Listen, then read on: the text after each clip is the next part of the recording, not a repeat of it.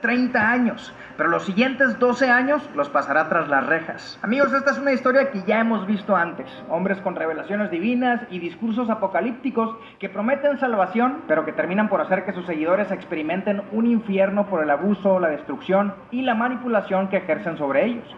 Personas que se volvieron locas de poder y que no les ha importado la vida de los demás con tal de cumplir sus propios deseos.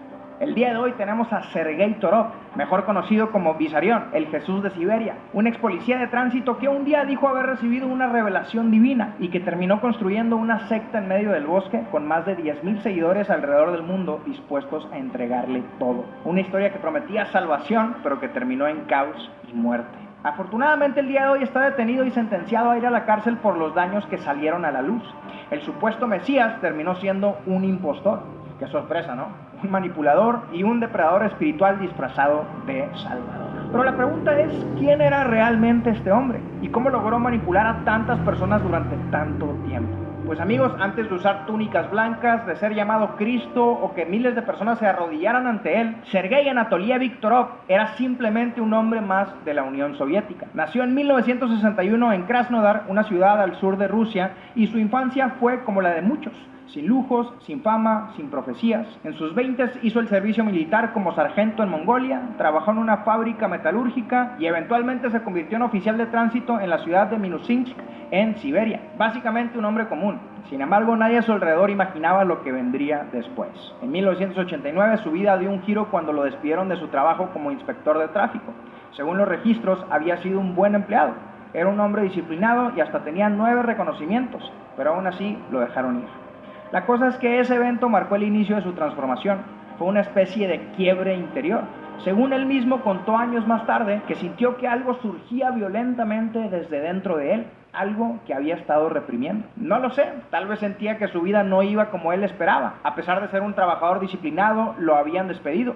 Quizás se cansó de que otros tomaran decisiones por él, de vivir bajo estructuras en donde nunca tuvo protagonismo, y es posible que en medio de esa frustración naciera un deseo por controlarlo absolutamente todo. Por eso, en lugar de buscar un nuevo trabajo, se independizó, pero no para abrir una empresa y ya no tener jefes, sino para convertirse en el jefe supremo de todos, literalmente, de todos. En 1990, Sergei Torov declaró haber tenido una revelación espiritual. Según él, fue una experiencia interior profunda que lo conectó con una misión sagrada de parte de Dios. Después de este supuesto despertar espiritual, Torov empezó a construir su propia religión, una que mezclaba creencias, símbolos y doctrinas de distintas fuentes. Se inspiró de elementos de la Iglesia Ortodoxa rusa, el budismo y, claro, como todo buen pseudomesías de nuestros tiempos, en el Apocalipsis, porque si no, ¿de qué manera iba a asustar a sus seguidores? Además, también adoptó una postura vegana, abrazó el colectivismo y promovió un estilo de vida ecológico. Estas ideas no solo marcaron su forma de vivir, sino que también se convirtieron en los pilares de la doctrina que más tarde predicaría a miles. Y el momento histórico también jugó a su favor. La Unión Soviética se estaba desmoronando. El comunismo que había definido a toda una generación estaba cayendo. El país estaba en crisis y millones de personas perdían no solo un empleo, sino también su fe en las instituciones, en la política y en la vida misma. Había un vacío ideológico, moral y espiritual. Y en medio de ese vacío y ese caos, emergió Sergei Torov como la voz de Dios en la tierra. En 1991, Sergei fundó oficialmente la Iglesia del Último Testamento en la región de Krasnoyarsk, Siberia, y tiempo después adoptó el nombre de Vissarion, que significa el que da nueva vida. Su mensaje atrajo rápidamente a miles de personas, especialmente en comunidades rurales y empobrecidas, que veían en él no solo una guía espiritual, sino un salvador en medio del caos. En 1995, Vissarion y sus seguidores establecieron una aldea aislada conocida como la Morada del Amanecer, y también llamada Sun City, en la región siberiana de Krasnoyarsk. Ahí formaron una comunidad autosustentable con sus reglas estrictas. Entre las reglas que tenían estaba el no fumar, no tomar alcohol y no decir malas palabras. Y a ver, sé que estas pueden sonar muy normales, pero hay más. No podían consumir carne, café, té, azúcar, pan con levadura, ni productos derivados del trigo.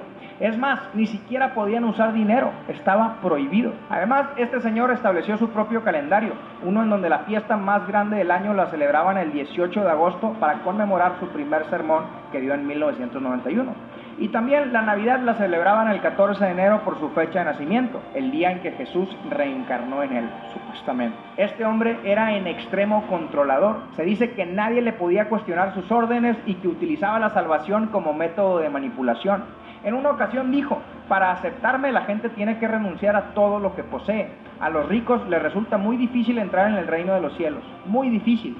Según él, si le entregaban todo, les podía facilitar la salvación. En fin, Sergei no solo decía que su madre verdadera era María, literalmente se quería ver como Jesús. Se vestía con túnicas blancas, cabello largo, barba bien cuidada, siempre manejaba un tono de voz suave, tenía el disfraz completo. Prácticamente diseñó su imagen para encarnar lo que la gente imaginaba cuando piensa en Cristo.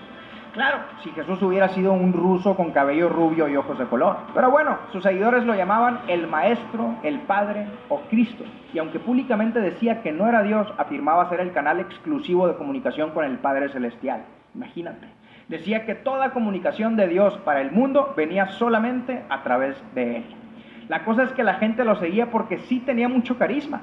Las personas lo describían como sabio, amable e inspirador. Una persona le dijo al periódico The Guardian: irradia un amor increíble. Conocí a Vissarion en agosto pasado.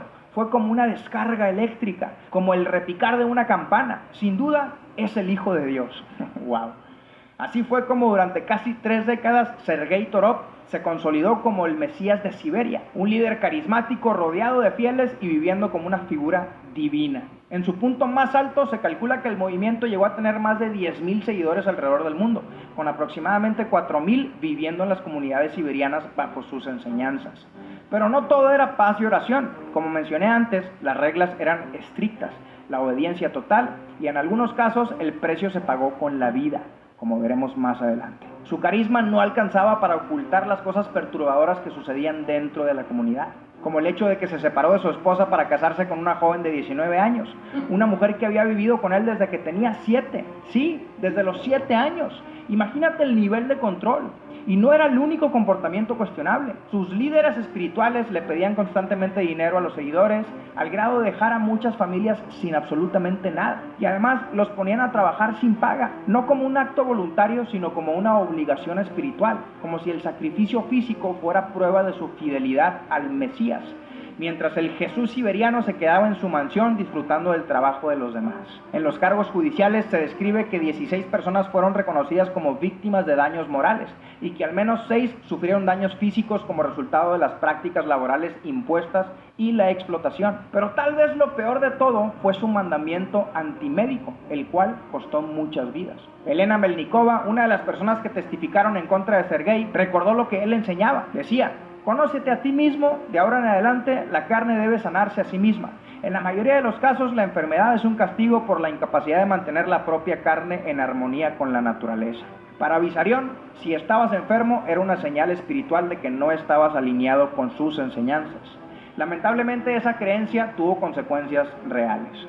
Según han reportado diversos noticieros, fueron varias personas las que fallecieron por enfermedades no tratadas. En su lugar les decían que solo tenían que orar más. Elena Melnikova también dijo al noticiero de BBC que se produjeron situaciones ridículas en las que los adultos y niños murieron porque no recibieron asistencia médica. No está muy claro cuántas muertes fueron las que sucedieron a causa de este hombre, pero lo preocupante es cuántas más pudieron haber sido. No solo por la falta de atención médica, sino porque desde hace años Sergei decía estar preparando a sus seguidores para una batalla sangrienta definitiva, la cual sucedería cuando la humanidad alcance su última etapa. Y para muchos, obviamente, esto iba a terminar con sus seguidores sin vida. Pero bueno, la cosa es esta, gente. Date cuenta de cómo este hombre decía ser el Cristo, el Salvador, la voz del Padre. Pero a la luz de todo esto, de las muertes evitables, la explotación, la manipulación, el abandono médico y el abuso de poder, la pregunta es: ¿qué clase de Salvador deja ese tipo de frutos?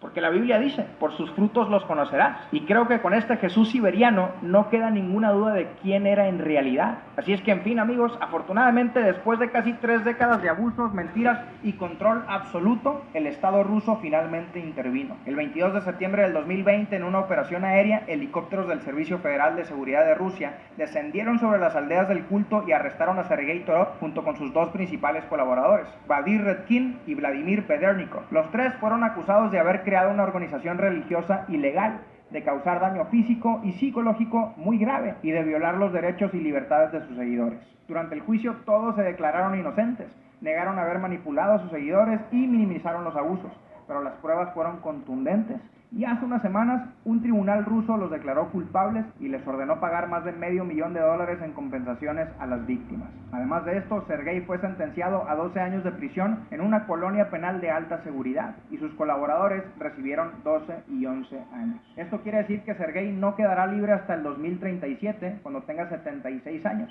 Así es que esperemos que este sea el fin de su manipulación, de su engaño y de su poder para seguir haciendo daño a los demás. Y así, amigos, terminó la historia del supuesto Jesús de Siberia entre rejas. Una historia que nos recuerda lo necesario de estar alertas y poner atención a los frutos de los demás, porque las palabras pueden engañar y los títulos pueden impresionar y aún las apariencias a veces pueden seducirnos y engañarnos. Como todos estos supuestos mesías, también hay ideologías destructivas, movimientos que prometen libertad, que no siempre gritan, pero a veces susurran. No llegan con cadenas, llegan con promesas. Pero lo que realmente son se revela en lo que producen, en lo que dejan detrás. Y una cosa más, tal vez más importante, no solo se trata de mirar hacia afuera, no solo se trata de juzgar los frutos de los demás. También nos toca mirar hacia adentro y analizar nuestra propia vida, preguntarnos qué fruto estamos dando nosotros. ¿Somos quienes decimos ser o estamos viviendo una mentira que se ve bonita pero está vacía por dentro? Porque así como se reconoce un falso mesías por los frutos que deja, también se reconoce a una vida íntegra por los frutos que siembra. Al final no se trata solo de creer en algo, se trata de vivirlo, de encarnarlo, de que tu vida hable más fuerte que tus propias palabras. Porque sí, por sus frutos los conocerás, pero por los tuyos también.